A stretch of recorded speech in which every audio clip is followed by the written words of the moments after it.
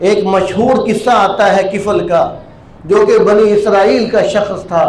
حضرت موسیٰ علیہ السلام کا امتی تھا اور کائنات کا بہت بڑا زانی تھا۔ روزانہ اپنے پہلو کے اندر وہ کسی نئی لڑکی کو لے کر آتا، زنا کرتا۔ تو ایک دن وہ ایسے ہی کسی لڑکی کو لے کر آیا اور جب اس سے منہ کالا کرنے لگا، اس لڑکی نے زاروں قطار رونا شروع کر دیا، اور وہ لڑکی کہنے لگی کہ میں کوئی آوارہ عورت نہیں ہوں، میں صرف بھوک اور پیاس کی وجہ سے، غربت کی وجہ سے میں نے یہ کام کرنا چاہا، لیکن میں کوئی آوارہ عورت نہیں ہوں، میں روتی اس وجہ سے ہوں کہ آج تک میرا بدن کسی نے دیکھا نہیں ہے، آج تک میرے جسم کو کسی نے ہاتھ نہیں لگایا۔ وہ اس وجہ سے رونے لگی اور اس قدر روئی کہ اس کے رونے کو دیکھ کر کفل جو کہ بدنام زمانہ شخص تھا، اس کو بھی رونا آ گیا۔ تو جب اس کو بھی رونا آیا تو اس کو بھی شرمندگی ہوئی، اس کو بھی ندامت ہوئی کہ یہ ایک عورت اتنی پاک باز ہے کہ اپنی عزت بچانے کی خاطر اس قدر رو رہی ہے، تو میں ہی اتنا گندا ہوں۔ تو اس نے بھی اللہ تبارک و تعالیٰ کے حضور توبہ کر لی،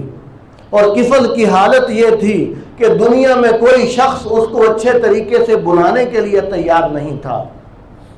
تو جب اس کے دل میں شرمندگی آئی، جب اس کے دل میں عاجزی آئی، انکساری آئی، تو اس نے فوراً اللہ تبارک و تعالیٰ سے معافی مانگی کہ یا اللہ مجھے معاف کر دیجئے۔ ادھر اس نے سچے دل سے اللہ تبارک و تعالیٰ سے معافی مانگی، اس کو پتہ نہیں تھا کہ میرا دنیا سے جانے کا وقت آ چکا ہے۔ ادھر اس نے معافی مانگی، ادھر اس کی روح پرواز کر گئی، اور اللہ تبارک و تعالیٰ نے اس کے سارے گناہوں کو صرف معاف نہیں کیا بلکہ نیکیوں کے ساتھ بدل کر رکھ دیا۔ اور اگر اللہ تعالیٰ یوں ہی چھوڑ دیتے، لوگوں کو کیا پتا کہ یہ اللہ کا پیارا بن چکا ہے، لوگ اسے اٹھا کر گندگی کے ڈھیر پر پھینک دیتے۔ اللہ تبارک و تعالیٰ کتنے قدردار ہیں، اپنے محبوبوں کو رسوا نہیں کرتے۔ اللہ تبارک و تعالیٰ نے فرشتے کو بھیجا، فرشتے نے اس کے گھر کے دروازے پر لکھ دیا ہے کہ ان اللہ قد غفر للکفل، کہ اللہ تبارک و تعالیٰ نے کفل کو معاف کر دیا، لہذا کوئی کائنات کے اندر شخص اس کے بارے میں بری زبان استعمال نہ کرے، اس لیے کہ یہ اللہ تعالیٰ کا پیارا بن چکا ہے۔ اور جو اللہ کے پیاروں کے بارے میں بری زبان استعمال کرتا ہے، اس کے ایمان کو خطرہ ہوتا ہے،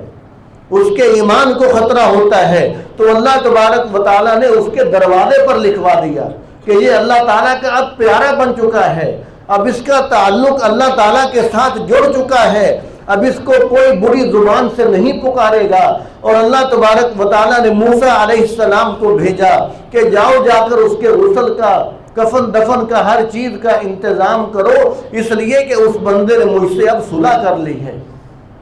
تو جب آدمی اللہ تبارک و تعالیٰ سے توبہ کرتا ہے، معافی مانگتا ہے، وہ تو موسیٰ علیہ السلام کا امتی تھا، ہم تو تمام جہانوں کے سردار نبی کریم صلی اللہ علیہ وسلم کے امتی ہیں۔